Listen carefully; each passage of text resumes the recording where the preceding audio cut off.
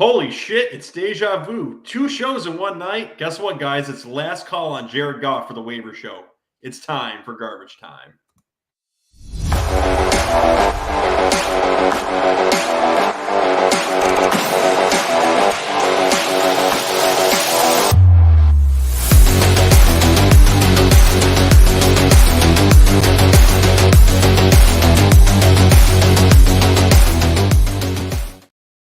Even when our schedules are interrupted, who says we don't push the content out to you guys?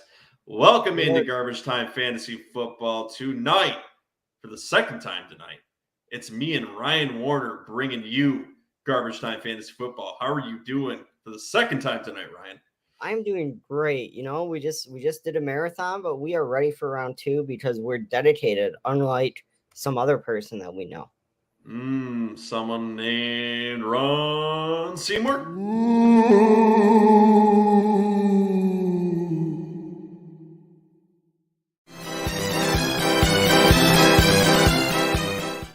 That's weird how your face just keeps showing up on that screen. You do it intentionally. Don't worry, guys. Ron will be back, I'm sure, on some future shows. He's dealing with some stuff at home as it's our resident JJ. And I know that JJ is the favorite podcaster of some people on some other shows. Well, he's probably the favorite by most, if we're being honest. But it's fine. Yeah, probably the most, at least, fantasy educated, I would think. I know he's definitely in favor of Adams. I'm just a little jealous, but it's fine.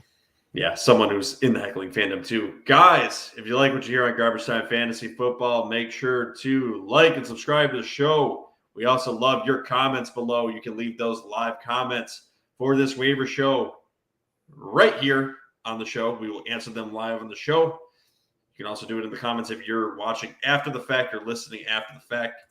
Make sure to leave us voice and hate mails at www.garbagetimeff.com. That'll allow you to join the Heckling Fandom, and we will play your voicemails live on the show, whether they are just talking shit or you actually have legitimate questions for us. Christian does it for us all the time. We'd like to hear some more voices besides him whining about how he's just falling farther and farther down the fantasy rankings in our main league. Which I gotta say too, like, since we allowed him to join our league, he's been slacking a little bit. Yeah, what's going on? Voicemails. I mean, Christian, you can't multitask. Like, sleeping on the job, man. I know, absolutely. You see, you throw the man a bone and he just, forgets to do his job. We start to include him a little bit and then he stops trying. Yeah, what the hell, Christian? Where is the voicemails? You need to set an example for the rest of the Heckling Fandom and actually leave us a voicemail so more people actually do it, Christian. Get on your game, man. Just because we included you in our group doesn't mean you can just take the rest of the season off. Yeah, I mean, and the only way that they're going to be able to actually see you if they're listening in audio formats, which is on Apple, Spotify, Google, Pandora, Amazon, Iheartradio, and Tunein, Christian, is if you leave those voicemails. You see how I transitioned there, Ryan? That was pretty good. I liked it. That smooth. Yeah, no, that was an absolute smooth transition. Guys, we're also live on Twitch and Twitter. And Ryan, there's something that we're giving away, right? Yeah, we're giving away a card of some sort, right?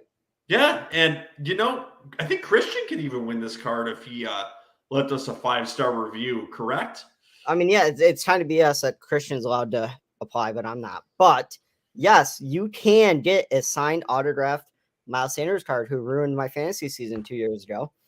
And all you all you have to do is like an episode, subscribe to our channel, leave us a preferably 5-star review on Apple, but it can be a 1 if you are a Grinch. And comment below saying I've joined the Heckling Fandom, #GoPatriots. How many episodes are you going to say that in a row? All of them. Such a pain in the ass. And yeah, Christian, you told me that you have another segue into that awful fantasy league that you joined where there seems to be a lot of shenanigans going on too. Yeah. So we'd like to hear the third rendition of that story. So leave that voicemail for our Thursday show. We'd really like to hear it from you. I need an update. Like, I'm hooked at this point. Yeah, and you messaged me today saying that there's an update. So give us part 3 for Thursday. The Heckling Fandom is demanding that they hear it.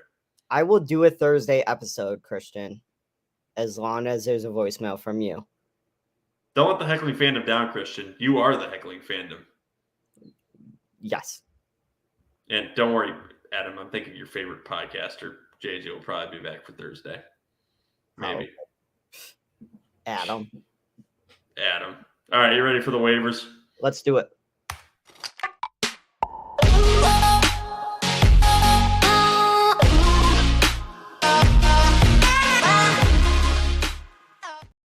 All right, we are switching roles. Now that Ryan got the recap show in, it is my time to put him on the hot button and ask him about the waiver players this week. Let's do it. So what position do you want to start off with, Ryan? Do you want to do the quarterbacks? Yeah, we'll do the good old QBs. Stars of the show? Yeah. So as we let off with the title of the show, it is definitely last call on Jared Goff. So he had over 300 yards again, but for some reason, people just don't buy in. Jared Goff owned in a little bit of more than half league. So again, is Jared Goff your top QB for waivers this week, Ryan Warner? What you put on here? I don't know if you know what? I'm part of that other half. I don't know if I'm fully sold on him yet. Let me see. 1, 2. He's had 3 finishes this season where he finished QB1. Definitely a viable streamer, though. A viable streamer, and I would say, probably a QB2 lead super flats. You could do it. And not only that, we're talking about a week where you're definitely missing a lot of fantasy viable quarterbacks in week 14. He's going up against the Minnesota Vikings who give up a lot of yards. So tell me how he's not your top option this week. So we're talking just this week. Is that what we're doing? And going forward, he's at least viable, I think, as a spot on your bench. All right. I will put him as my top option this week. My top option for the rest of the season, if he starts all season, is Mike White. But Mike White, as we talked about in our previous show, has a brutal upcoming match. Just one. So I will go. Yeah, Jared Goff probably has the best matchup for the waiver quarterbacks we'll cover this episode, but still not sold on him. I'll put him at QB2. Okay. And we also talked about Tyler Huntley, who in the recap episode, said I am sold on because of the rushing upside. He's playing the Steelers this week. So what do you think is his fantasy upside, in your opinion, Ryan?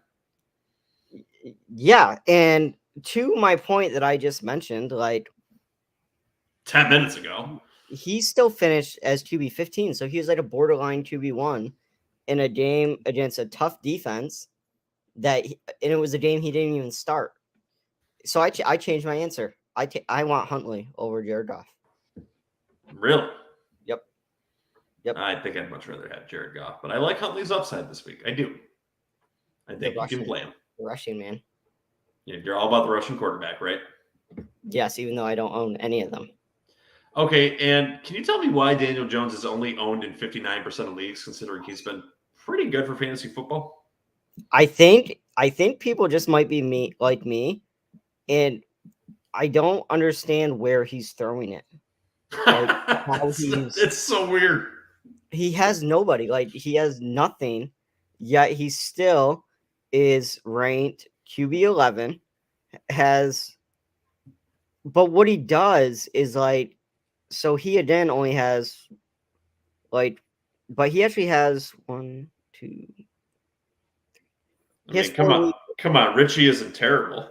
4 weeks as a QB1, but he's just stayed relatively consistent. And Slayton is kind of underrated. He's been pretty good the last few weeks for fantasy. Just saying. And Daniel Jones got Bellinger back, which we'll talk about in a little bit. I do think that's a big help. But yeah, with a brutal week 14 bye coming up, but he does have a really hard Philadelphia defense he's going to be facing. Yep, that's also true. So would you pick Daniel Jones and sit him on your bench for the playoffs or what? Possibly, because then he has Washington, Minnesota, and Indianapolis. Decent matchups. That is a strong playoff push, especially in super flex leagues. All right. After that is Mike White, who you've listed as a top option for quarterbacks for the fantasy playoffs, and I very much agree with you up to this point. Yes. Week 15, he's going up against Detroit. Is he going to survive this upcoming week, though, and still be the starter of the Jets at that point? I mean, So you know the Jets better than me, obviously. We got to assume though that Obviously. like the Jets are going to temper their expectations. Like if he struggles against the Bills, they're going to be like, "Well, it's the Bills." I mean, I don't know if a poor performance against the Bills would be enough to get him benched and bring in Zach Wilson again. I agree with that sentiment, and I think they're going to ride him for the rest of the season. Robert Saleh has come out in some of these press conferences and said that, no, we still plan on playing Zach at some point this season. Well, guess what? When you have 500 yards of offense and Zach Wilson can't even get you 100, it's not viable. It's not realistic, and it's coach talk. For we still believe in our guy, and maybe we'll see if we have something in him next year. So look for Mike White to play out the rest of the season, and he's going to be fantasy viable right on the edge of QB1. But for this upcoming week, Jared Goff is the best option if you need to get into the playoffs. There is a debate, though, long term, that Mike White is a better option because of his sweet playoff run with Detroit, Jacksonville, and Seattle. Agreed. Yes. Yep. Anything else about Mike White you'd like to mention? I just think again, like another reason why you gotta think what it would do to that wide receiver room if you brought Zach Wilson back in. I mean, those guys are having the time of their lives out there right now. They may flip out. Garrett Wilson's numbers are insane. So, yeah, no, I like White for the rest of the season. I do. When your tight end is wearing Mike White shirts and you're wearing your opposing tight end shirts too, that just tells you there's a camaraderie there and his teammates believe in him. Yes. I have no doubt he finishes out the season as the quarterback. All right, other mentionable names here on this list, and I want to get your opinion on all of them. Are any of them streamable this upcoming weekend? Are you looking at any of them? Heineke, Mariota, which is a favorite of Ron Seymour's that I always bring up. He hates when I bring up his name, and Tannehill. So Heineke, I mean, Mariota has a bye week. Heineke has a bye week. Then who is the other one you said? Tannehill? Yes, sir. With depleted weapons, might I say. Tannehill has Jacksonville, but I don't like Tannehill either. I think that's going to be a Derrick Henry revenge game after a very poor performance. Really the only one that I'm like, yeah, he's worth a look would be Marcus Mariota. Has a bye week this upcoming week, but then he has New Orleans, Baltimore, and Arizona. And listen, for the week 14 waiver wire, not tons of huge options here, but you have to start prepping for your playoffs, and that's why we're going to talk about some defenses today too. And you may want to consider start stacking up good matchups with that too. So you have to consider that with your QB2s and your defenses. Yes, he's already played New Orleans. Or you can always go with the strategy. Go ahead and say what you were saying. Mariota has New Orleans week 15. Already played him once in week 1. Finished as quarterback 13. Baltimore, we know, can be thrown on. Arizona can be thrown on. So after weeks 15, 16, and 17, Mariota has a very nice schedule. So you definitely consider him as a streamer? Yes. Okay. Any other quarterbacks that aren't on this list that you'd like to mention? Let me think here. I predicted Matt Jones to be a quarterback 12 at the start of the year. He's quarterback 29, so he's got to have a huge game coming up, right? Like he's got a minimum like 3 consecutive 50-point games to hit my prediction. So, are you predicting that take to be on the Cold Takes episode? Yes, 100%. It's going to be there. I can't wait to see it. JJ, start getting that clip ready. Go find it. All right, Ryan, what position would you like to move to next? And by the way, guys, that was a joke. Do not add Mac Jones to your roster. No, don't do that. So let's go to tight ends. Oh, you're gonna make me go all the way down to the bottom of my list because you're an asshole, huh? Yes. Right, let's do that. Greg Dulcich, as we already mentioned in the last episode, pretty impressive. 8 targets, 85 yards, and 14.5 fantasy points. And his next matchup is against the Kansas City Chiefs. So, what is the outlook for Greg Dulcich? And he's obviously the top tight end pickup on the week, correct? Yeah, obviously, when you look at season-long rankings, he's not very high, but he also missed the first 5 weeks of the season. Has been a tight end 1 every week other than 2. As a rookie. And they are coming out and saying they're going to make an effort to give him the ball more. I think he is a solid pickup. Okay, and what are your thoughts on a name I'm going to grind my teeth with because this will be on my Cold Takes episode? Evan Ingram, 43% rostered, but seems to be a viable streamer all season. So what's your thoughts on Evan Ingram this upcoming week? Not bad for a guy that's supposed to be riding the bench all season. That's what I thought. He's not in tight end 1 range, which is what I may have predicted. He's coming in at tight end 15, but does have a favorable matchup against Tennessee. So definitely a streamable option there, but then has 3 pretty tough defensive matchups. He's got Dallas, Jets, and Houston, who actually holds tight ends pretty well, which is surprising. It's probably because they leave all the wide receivers open.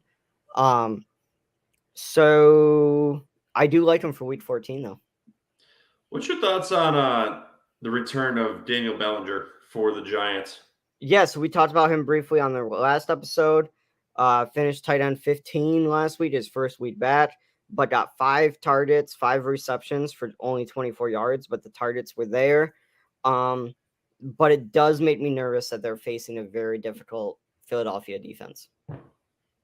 Yeah, I kind of agree to that sentiment too, but Bellinger seems to be a favorite of Daniel Jones's, and I think he could still do all right. He's a safety blanket for his quarterback, and I mildly like him going forward. In PPR, I think in non-PPR, his value is like minimal, but PPR strictly because of, like you said, the number of targets he will get.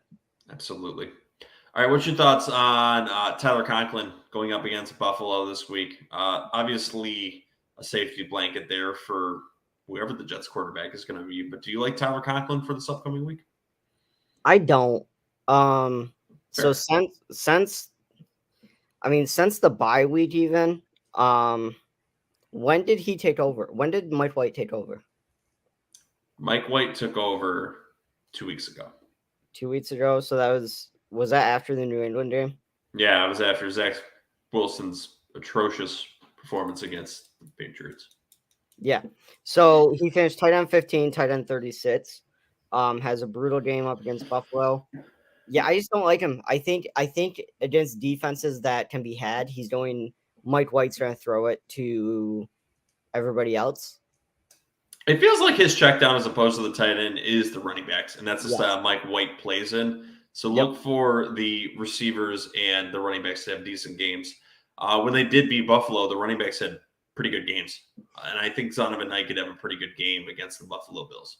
Yep, but I am fading the Jets tight end position. That's fair. Any other tight ends not on my short list that you'd like to bring up, Ryan Warner? Let's see really quick. We don't want to talk about my one guy that I can't even remember how to say his name. Nope, I'm good. Well, you might as well bring up his name. Just trying to pronounce it again. I mean, he's worth talking about, I guess, but I don't believe in him. Shigozim Okonkwo. I'm gonna have to look up how they say that. This shit makes great content. And what team does he play for? He plays for the Titans. Led the team in receptions last week.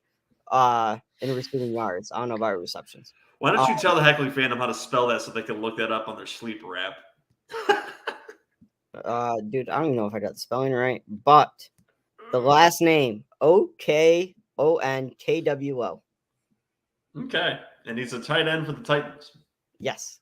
And what percentage of plays did he play? Was it over 60%? Yes.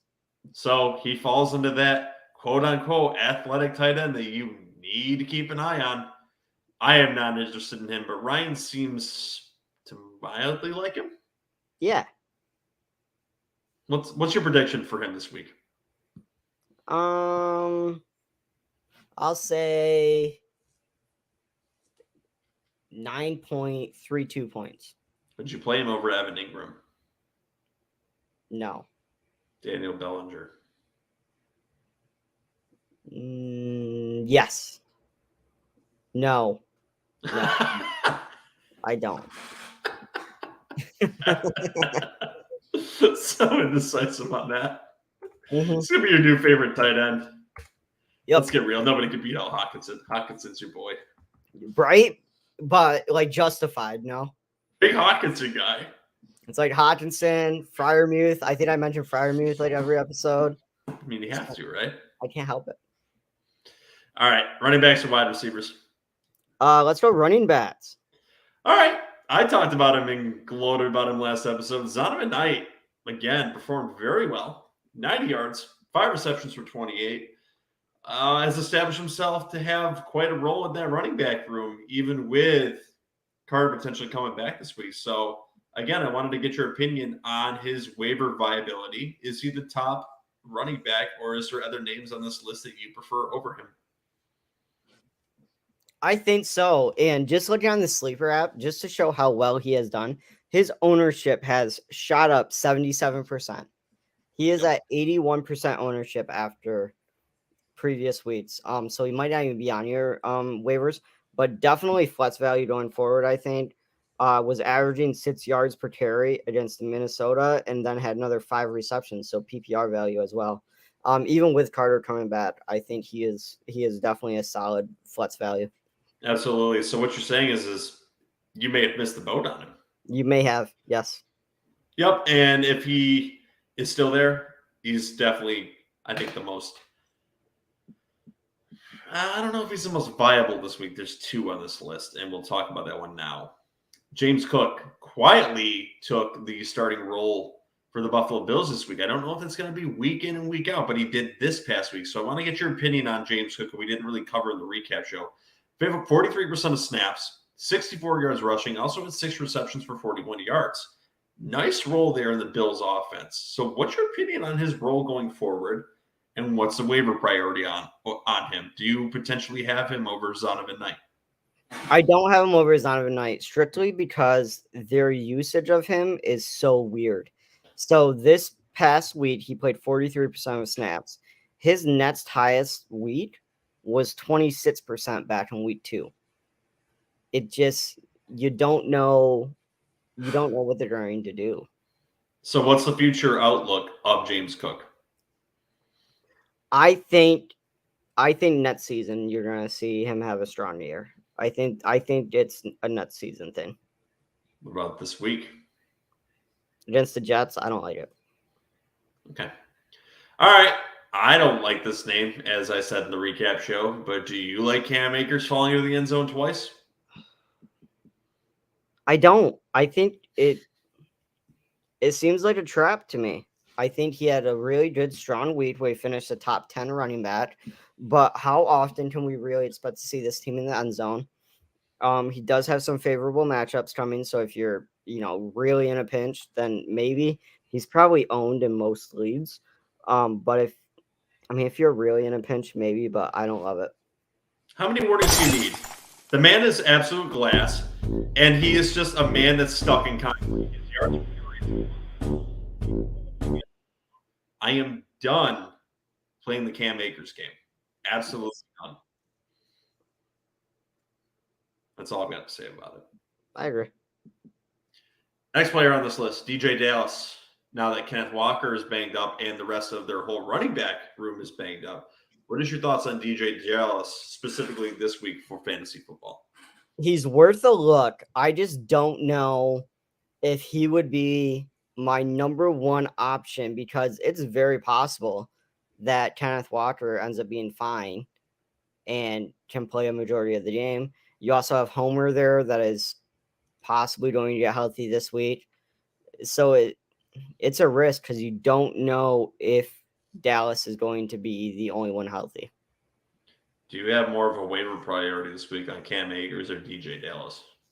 I would take Cam Akers just because I think you can be confident that he will be the main running back. That is disgusting. I know. Any interest in Joshua Kelly this week?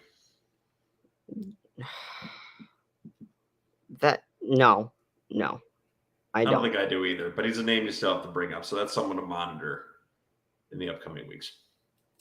All right. Melvin Gordon came off the practice squad for the Chiefs. As we said, Isaiah Pacheco seems to have a firm hold as the number one running back on that team. Is Melvin Gordon going to cut into this workload playing against his old team this week? I don't know if it'll be this week. I think he does cut into the workload, but I don't think it'll be enough to be fantasy significant. he worth a waiver ad? No, I'm not. Nope. Not playing that game? No, especially this close to the end of the season. Like every waiver ad has to matter. It feels like one that may not matter. Yeah.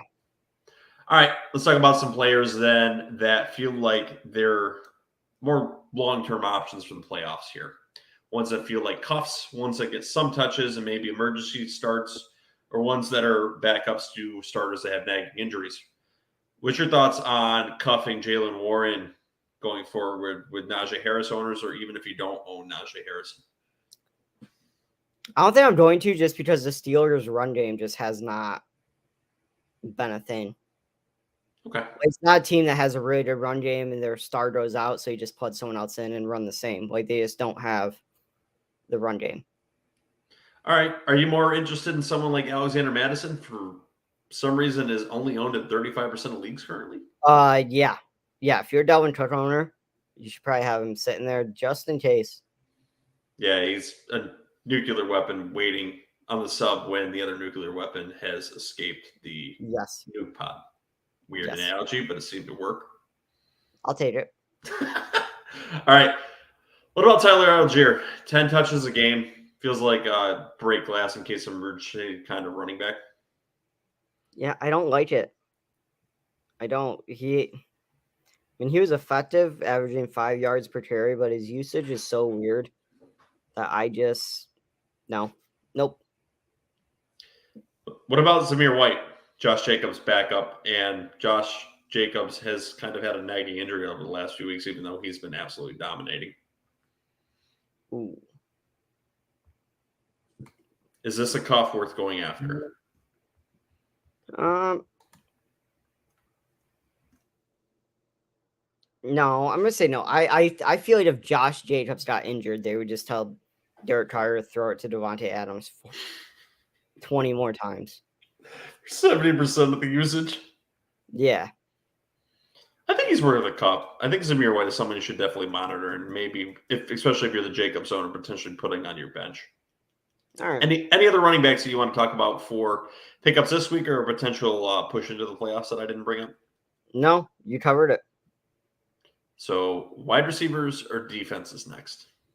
Ooh, let's go wide receiver. We'll get that one out of the way. So always a lot to get out of the way at the wide receiver position. I'm going to start from the bottom.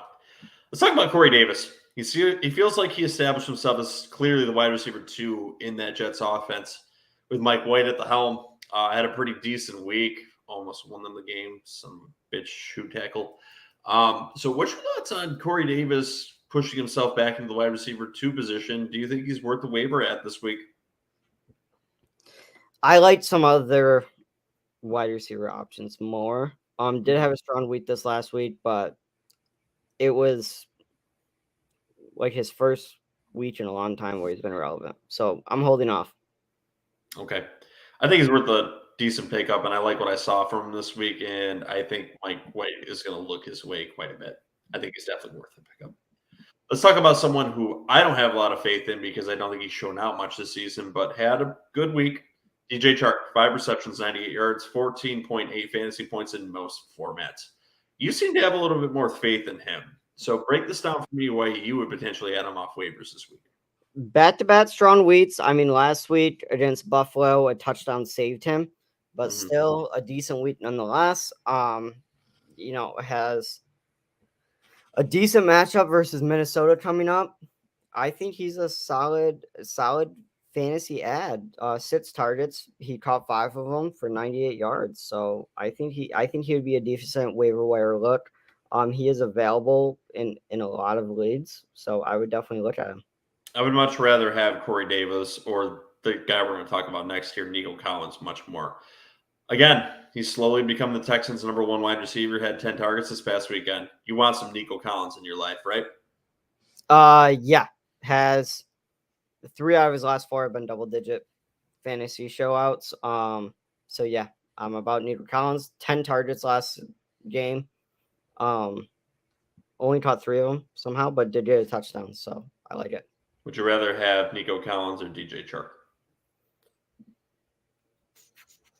I don't Nico because he, like you mentioned, he is the wide receiver 1 right now. Okay.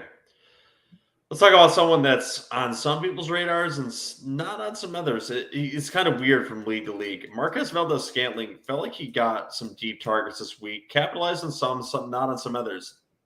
Very uneven play. Is he worth the flyer? Very uneven play. It's going to be a roller coaster, and he has some brutal matchups coming up. He's got Denver. Well, he has to play Denver twice. He has to play Seattle. Yeah, I think I like some of the other options more. But if you're desperate and there's not a lot of these other guys we talked about available, he's definitely worth a fly. Okay. And for what feels like the 8th week in a row, Donovan Peoples-Jones, for some reason, still only owned in 55% of leagues. A rusty-ass former Pro Bowl quarterback is back, but just based on the explosion that we've seen from him this season and potential here, you have to add Donovan Peoples-Jones to your roster, correct? Yeah, I mean, still, even with Deshaun Watson's terrible play, he finished wide receiver 28. Like, he was still wide receiver 3. Why isn't he on rosters then? Yeah, I don't. Why won't people add him? It's got to be because he's a Browns player. Like, I don't know. He's a Browns player that doesn't have the big name. Feels like he's making a name for himself. Yep. All right, Rondell Moore. He's healthy and returning to the slot. A PPR monster. Do you like him in this Cardinals offense? Is he worth a waiver ad, even with all these mouths to feed there now? Yes. Yep. Just because, like you said, PPR monster. He can get you a solid number of points. So yes. Where does he rank on this wide receiver list for you on waiver priority? There's still some that I like more that we haven't talked about yet, but of the ones we talked about, I think I like him the most. Even over Nico Collins? Ooh, actually, I think I like Nico Collins and Peoples-Jones more. I like. So you moved him from first to the bronze on the podium. Yes. Excellent. Race. He's all right. to yeah, he's about to be in the participation trophy range, according to you. Does Isaiah McKenzie put him in the participation trophy range? 10+ fantasy points 2 weeks in a row? I don't feel like he does. No, he's too hard. It's too difficult. He would be like a real deep league, like if you're really desperate. But no, I do not like him more. So is he worth a bench at least? Possibly, yeah. If you're not looking for someone to plug right away, maybe. All right. What's your thoughts on Zay Jones, who ran 46 of 56 routes this week? So the usage was there, but the numbers were not. He disappointed fantasy owners with a pretty dud of a performance this past week. So are you looking to potentially scoop him up on potential owners cutting him this week? Yeah, I think a lot of people started him or went and got him after solid weeks against Kansas City, solid week against Baltimore. And may Rage cut him after this week? Yep, Rage cut him after this week. Has a decent matchup against Tennessee, but then he does play Dallas, the Jets, and Houston. Okay, so you're looking to use him for 1 week, maybe? Yes. Okay, all right. Let's talk. We got to talk about some Bears players at some point this week, right? So let's talk about Chase Claypool. 5 targets, which is all right for fantasy, but it was only on 42% of plays run in the entire Bears offense. So is he worth a waiver ad? Is he going to get usage out of the Bears offense? What's your thoughts on Chase Claypool for the final few weeks of the fantasy season? Yeah, no. Unless your name is Justin Fields, David Montgomery, or Cole Kmet, I don't want you. Stay away from my roster. Yes. Okay. Michael Gallup, Dallas's number 2 wide receiver. Thoughts? Yeah, he's my numero uno. Overall? Yep. Really? Just because of the 2 touchdowns? Yeah, and I mean, high-powered offense. Looking like OBJ won't be able to play this fantasy season. Yeah, I really like Michael Gallup. All right, fair enough. Yeah, I think he's definitely worth an ad after 2 touchdowns, and not for the fact that he actually catches the touchdowns as opposed to Cam Akers, who just falls into the end zone and had an albatross of a weird week. Just because you have to bring that up once in a while. And Ryan, would you like to talk about some potential defenses that you could play this week and into the playoffs for fantasy Yes. football. I like it. All right, so this one is owned a little bit more in most leagues, but I think is worth a look. The Chiefs defense, 65% owned in most leagues, but they play Denver, which is a garbage-ass Russell Wilson offense, Houston, Seattle, and then Denver again. Are they the number one streaming defense to add for the fantasy playoffs? Yeah, for this upcoming week, definitely. You might want to find a different team to play against Seattle. But those other matchups are amazing. Especially the first two. They may very well help put you over the edge. Yes. So look to see if the Chiefs defense is out there and stash them on the bench if you can. Actually, you don't even have to stash them on the bench. Just play them this weekend unless you have like the Cowboys or Eagles or something like that. Right, unless you have a top one already. Yep. Packers, 49% owned. Obviously, they have a bye this week, but for the first round of the playoffs, they play the Rams. You like that matchup? Yeah, I love it. So they're obviously a stash? Yep. So for the fantasy playoffs, strategy-wise, do you prefer stashing a defense or a backup quarterback?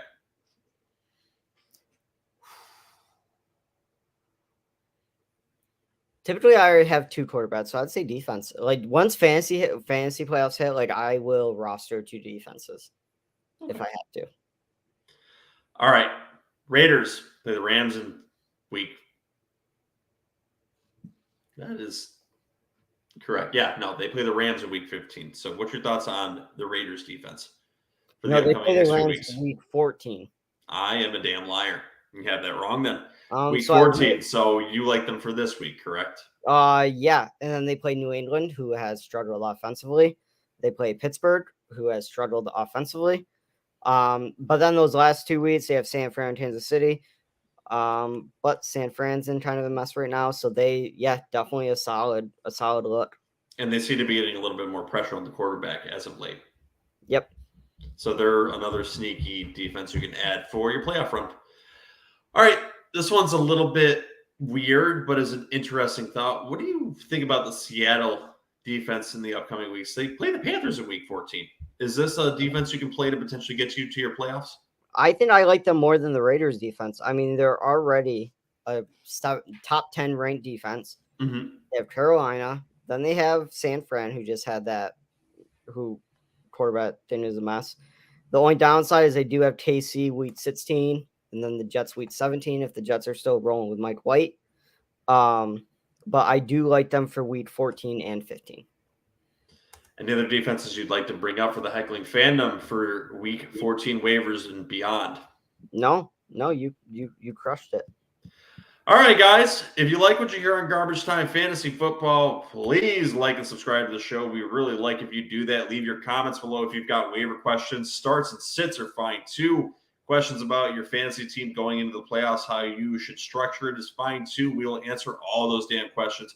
Scream at us in the comments if we have prevented you from getting into the playoffs, although I think a lot of the Heckling Fandom will let you know that we have helped him get into the playoffs. I know we've helped Adam do that. Christian's team is plummeting, but that's because he didn't listen to our advice on these podcasts. Precisely. I know I've got some cousins I've helped get into some leagues, and many of the Heckling Fandom have said that we've helped them. So, guys, feel free to leave those comments below and let the rest of the viewers that are skeptical of us know that you've actually gotten to your playoffs because of that. We would love that. As we said, join the Heckling Fandom, and you can do that also by liking and subscribing to the show here on YouTube. We are also in audio formats on Apple, Spotify, Google, Pandora, Amazon, Iheartradio, Tunein. Join the Heckling Fandom on Twitch and Twitter as well. You can join us on Twitter at garbage_time FF and leave your questions there if you want them more directed at JJ's direction. If you find him as one of your favorite podcast hosts, you can leave them this way, and Ryan, myself, or Ron will answer them too. And you can leave us a voice and hate mails at www.garbagetimeff.com, as we said. And Ryan, how do you win that Gridiron autograph Miles Sanders card for Christmas? So you gotta like and subscribe. Leave a preferably 5-star review on Apple Review, and leave a comment saying I have joined the Heckling Fandom. Fuck the Patriots. Go Patriots. Fuck the Patriots. I will give you 2 names in that hat if you write hashtag fuck the Patriots. So there is that. So you will definitely get bonus points from me for all of that. So, guys, again, join us Thursday for the preview show going into your playoffs for next week. We will definitely give you some advice to help get you to that point. We appreciate everything that you guys do for us. Thank you for listening to the show, too. In the spirit of the holidays, good luck. You need that money for them Christmas presents, so go win some fantasy championships for the Heckling Fandom. Without further ado, guys, join us Thursday for that show. Have a good night.